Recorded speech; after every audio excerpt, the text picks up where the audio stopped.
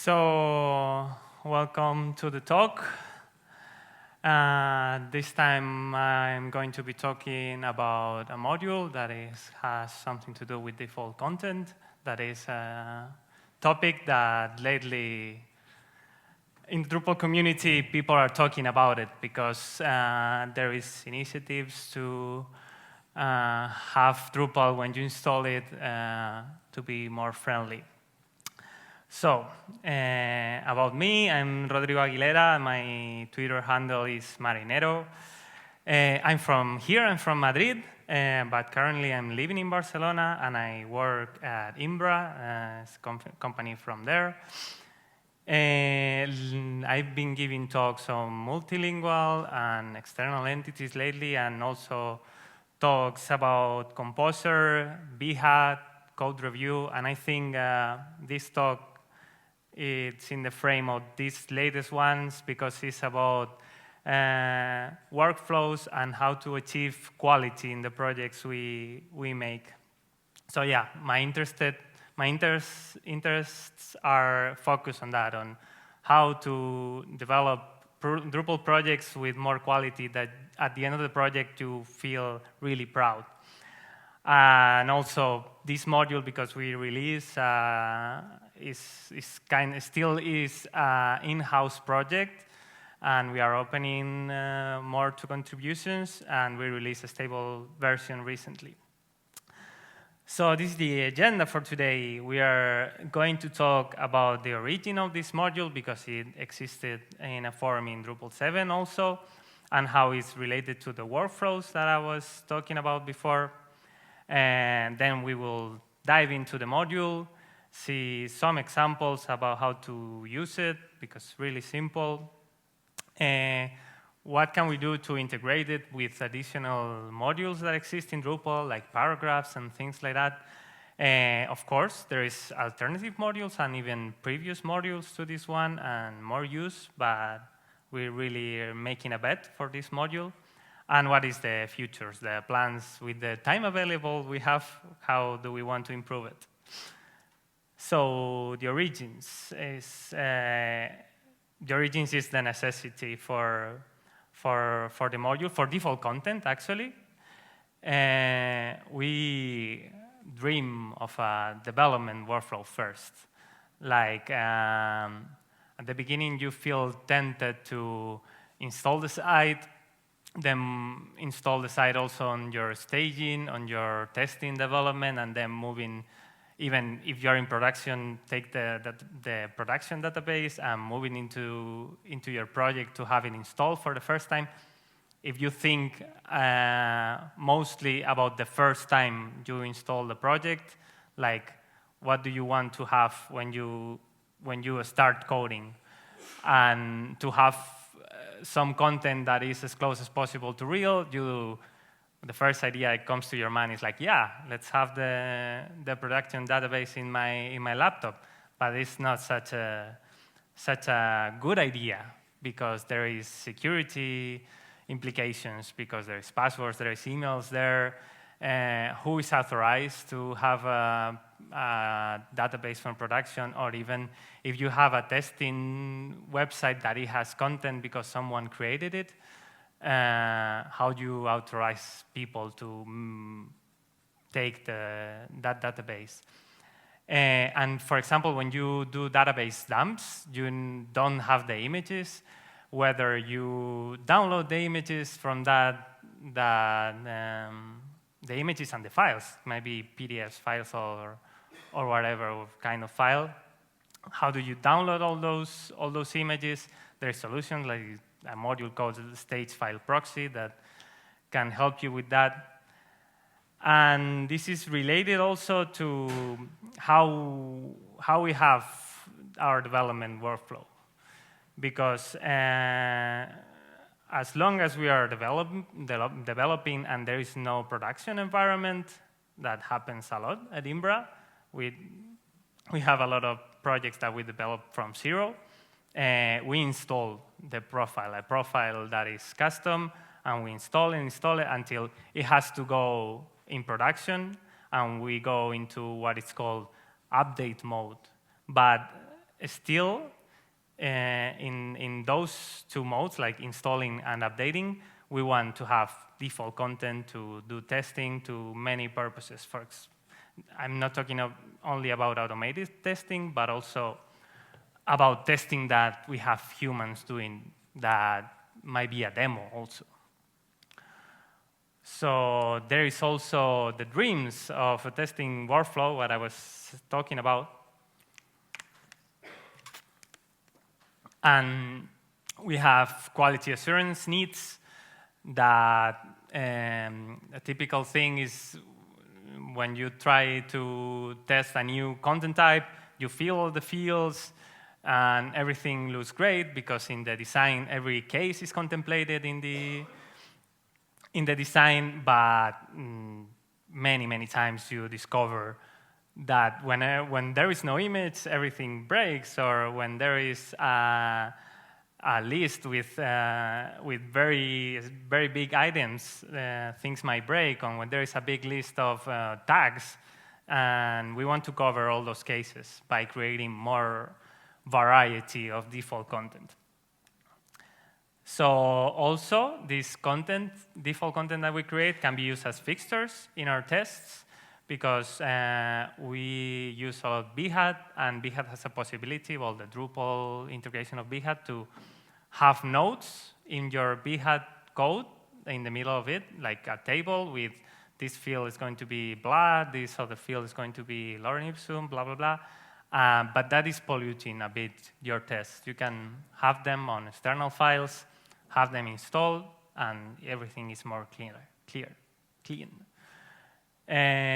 Also, when you discover a bug, you can create more content on the go with the kind of content that created the bug. Like, for example, some editor created some wacky, weird HTML, and you want to support that, or you have to tell the editor, don't do that. But if you want to support that, you create also default content that covers that case, because it might reappear in the future, and do a test for it, for example. And I was talking about this. You can have many variants of the same content type. Your 20 fields or 10 fields that you have them very populated, empty, in the middle, long titles, stuff like that. So in the end, the idea is that without default content, we have a website like this, or welcome to Drupal, you haven't created any content yet, or we can have a website site like this. When someone is going to do testing for the website, it looks much better. You can call it default content, dummy content, whatever. So this is one thing that our module solves. We have some requirements. There is other modules that we've seen that they are some more complicated, but we want it to be easy to use, easy to maintain. So even themers can create their content, and it's not a hassle to do it. So yeah, we oriented for developers. That is one of the reasons it doesn't have an interface yet in Drupal. We want to add that because it will make the creation of default content easier for everyone. But at the beginning, it's just files that create default content. We also wanted to base it on Migrate API because it gives us a lot of integration. Like, you can create any kind of content type, any kind of entity. In Drupal 8 is really awesome because it's just some YAMLs that are sitting around. YAMLs at the end in Drupal, they end up being erased, so we can create more processing. For creating content, now as a minimal solution, we use Drush, and all the default content migrations are tagged with the name of the module.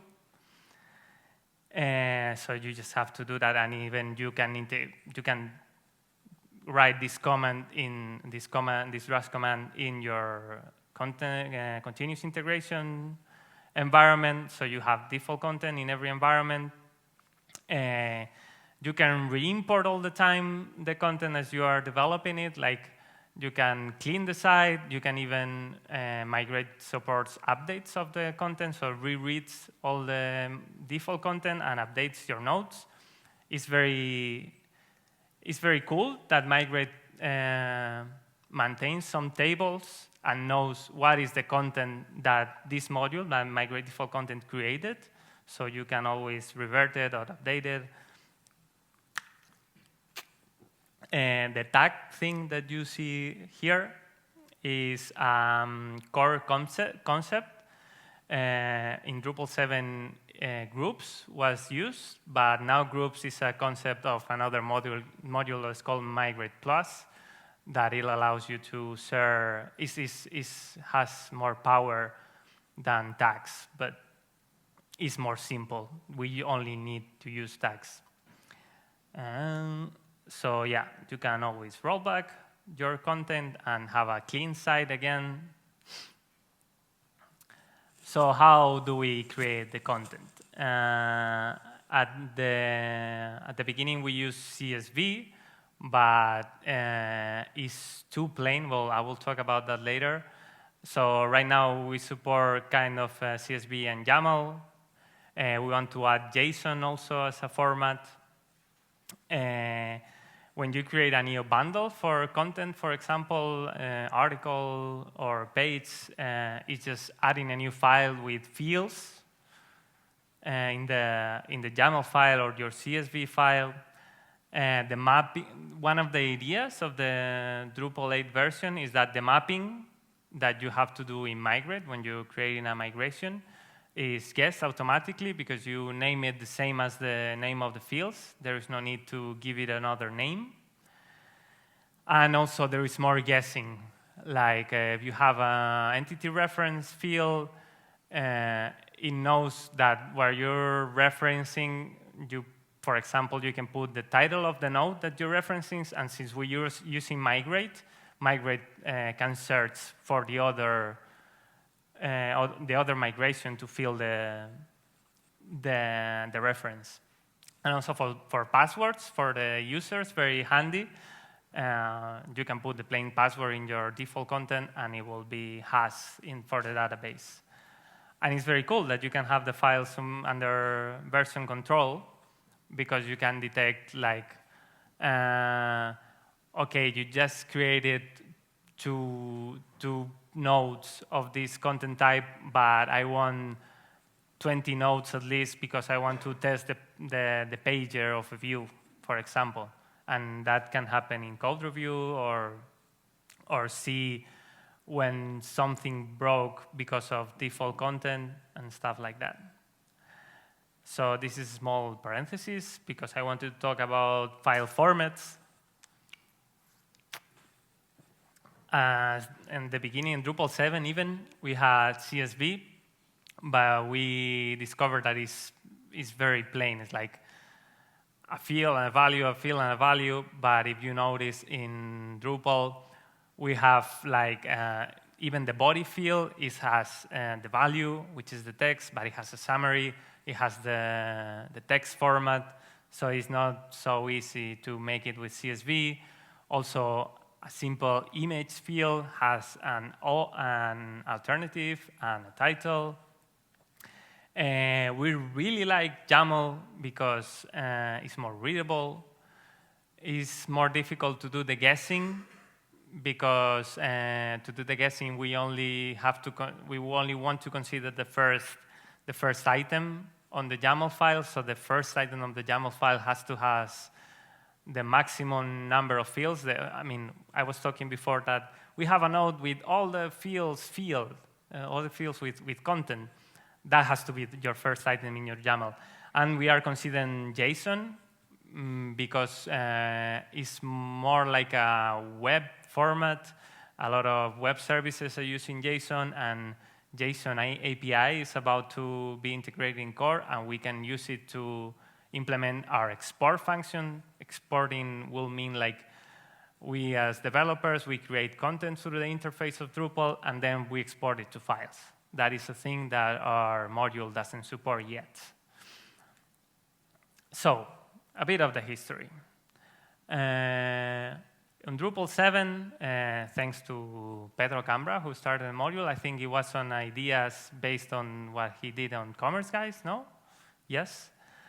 If you remember Migrate in Drupal 7, it was a class where you define all the configuration of your migration, and to configure that, we use a YAML file. We started using YAML files in Drupal 7, which was weird at the time. And then each YAML file had his CSV file, that the CSV file had the content.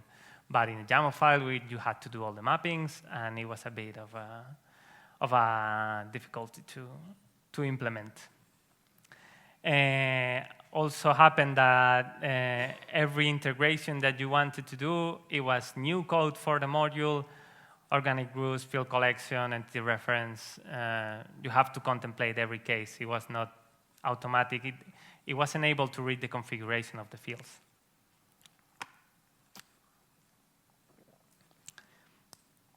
Okay, so for Drupal 8, we did kind of a rewrite because the migrate was in core. That's very cool. We don't depend on external contrib modules.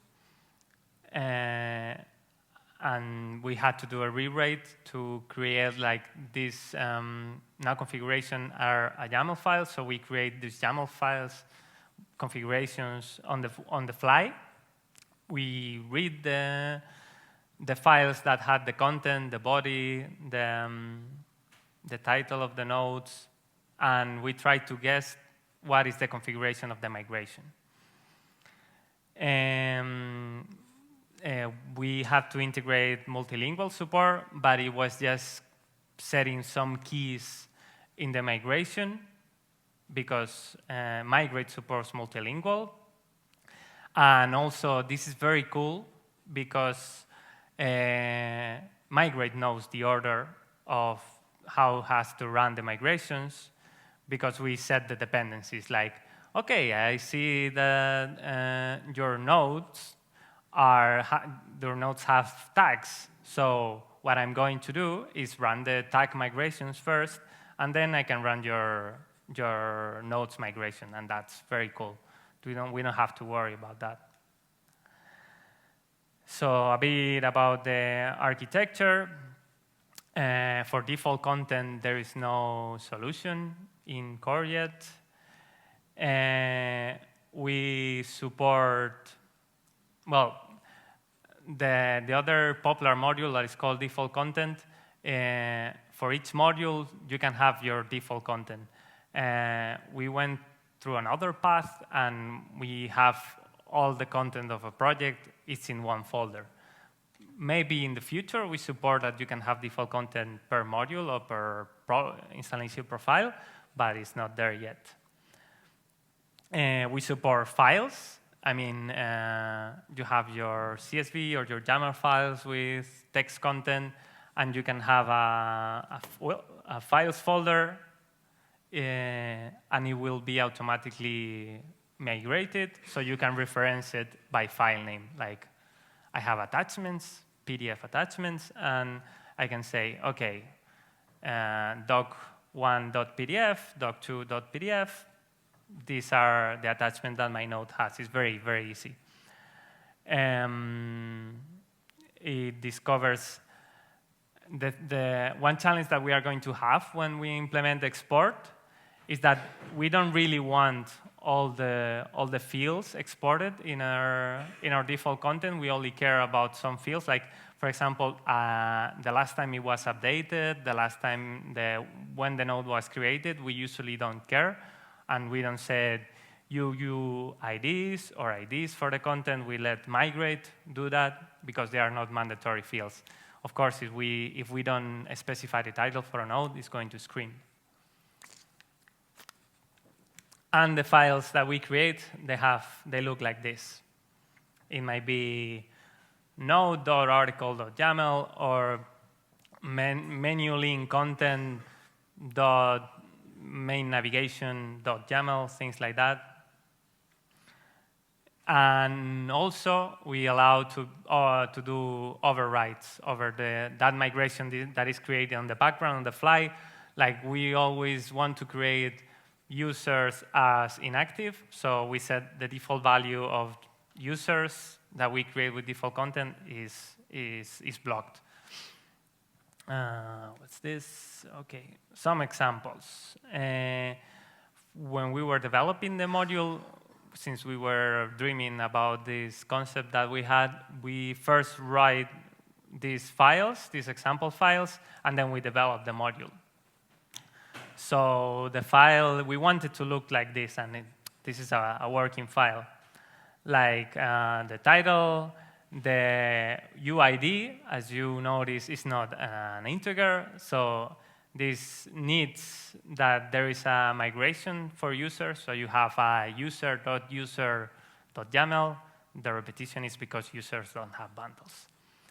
You can have your body field like this. You can specify only value, and these two will take default values, but in this case, we specify them.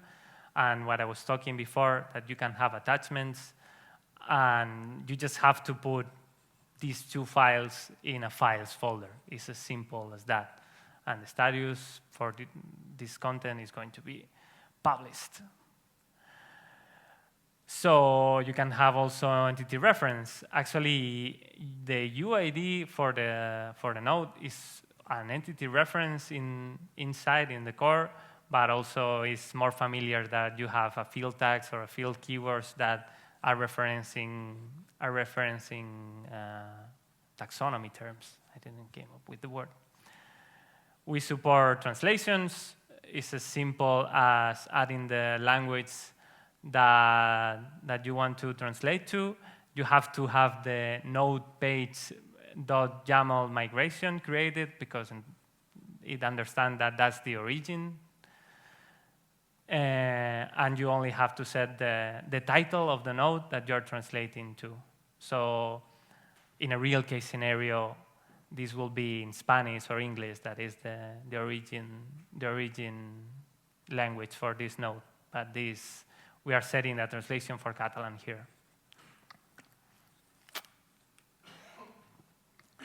So we had to add some special integration that it was just reading how process plugins work in Migrate and just like chewing some fields so we can support these new cases, like entity reference. Like if we have an entity reference, go to other migration to search for the ID of the reference you have to fill. Recently, we added paragraph, but it was really adding support for entity revisions. We don't support creating different revisions for a node because we didn't have the use case for that, but we support the entity reference revisions field. And this was a challenge, mainly because you can have, like, I want to set a title and an alt for an image, but the value for the image, for an image field, is an entity reference. So you have to do a bit of logic there that it detects how the field is structured, so you know how to configure the migration that you want to do for those fields. And I have to thank Tobias Stockler because he really worked on the module and gave us very good ideas on how to solve these problems. Okay, I'm going to talk, this is what I want to talk about the module a bit and the alternatives you have to this module are, well, if you don't want to move databases around, you have to go onto the website and write a bit of gibberish into your keyboard, but you probably will run into problems because you are writing content that is too short. This content that you create is not going to be in other environments, so it's not reusable, it's not realistic, because just writing realistic content is boring. And the second thing, well, this is my history. That's how I went about creating default content. Then I discovered DevilGenerate, but it's very random. It has some nice integration, like, for example, you're a cat person. It can create a lot of cat images around your website, and it's very cool. But you don't have much control about what is created. It's very handy for testing pagination that I was talking about before, or I want to set up a search for 5,000 nodes. It's not feasible creating YAMLs for 5,000 nodes, so you use DevilGenerate for that. But hey, it's a fair solution. Then there is a more popular module than migrate default content. It's called just default content. It's what people are using currently. It uses JSON, but it has problems with exporting files. I think by leveraging Migrate like we do, we really made a very simple module that is very close to this module. They support exporting because they use the REST module to create this JSON, and it's very easy.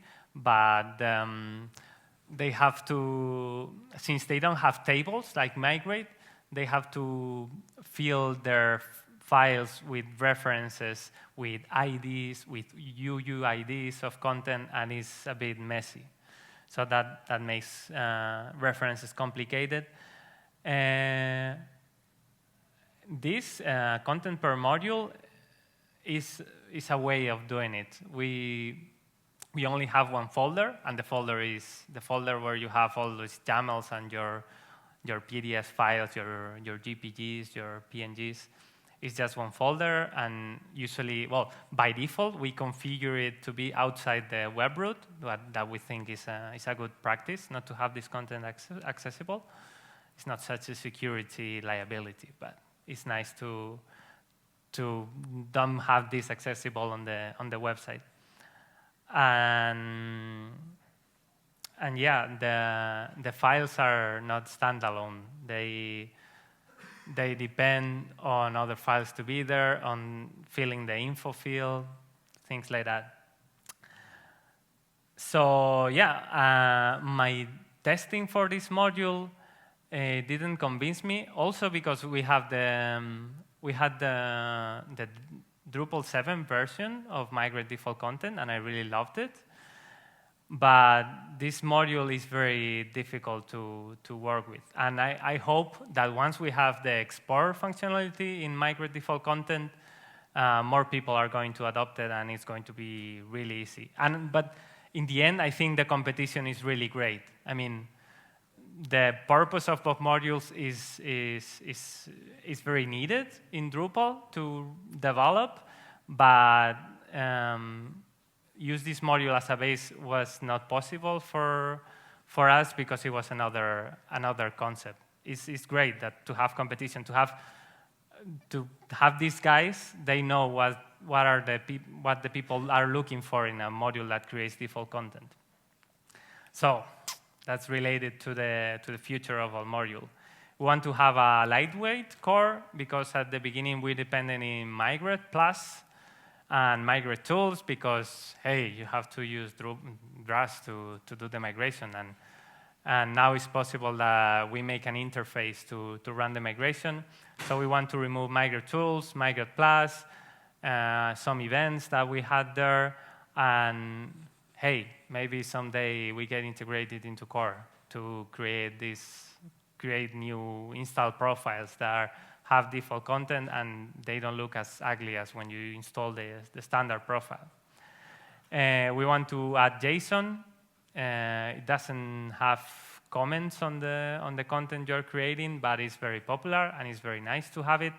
The first step for us was okay, you can add any file format you want as a plugin to migrate default content. On the way, we remove support for CSV, our old format, but we're going to add it again because it's just adding a new plugin. It's very easy. And also another upcoming thing is having a UA for creating the files for the first time, for example, and for also importing the nodes that you already created with the module. You want to modify some information, so you re-import the content. And that was it. I want to make it short. I want to thank the sponsors of DrupalCamp Spain, and thank you for selecting my talk. I want to do some spam now. We are having an event in Barcelona. I don't know the dates, I don't remember, but I have stickers here with the website. It's called Drupal Summer. It's going to be lots of fun. And please come to Drupal Summer. And what? July 1st. Christina knows the dates by heart. And yeah, and now I can, if you have some questions, it's a family audience, not so many people. Everything's clear. Thank you, Rodrigo. No problem.